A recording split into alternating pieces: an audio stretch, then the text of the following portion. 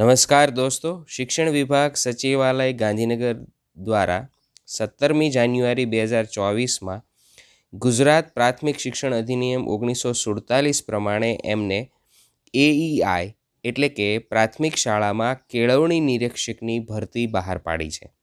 આ ભરતી આવી રહી છે. આ ભરતી સંદર્ભે કેટલીક વિગતો કે ભરતી માટેની લાયકાત કેવી છે, ભરતી માટેના જુદા જુદા પર્યાય શબ્દો કયા કયા છે, એ બધાના ઉલ્લેખ અને સૂચન એ આજના આ વિડીયોઝની અંદર તમને જોવા મળશે. વિડીયોને એક પછી એક તમે આગળ જોતા જશો એ પ્રમાણે દરેક વિગતો તમને અહીંયા મળશે.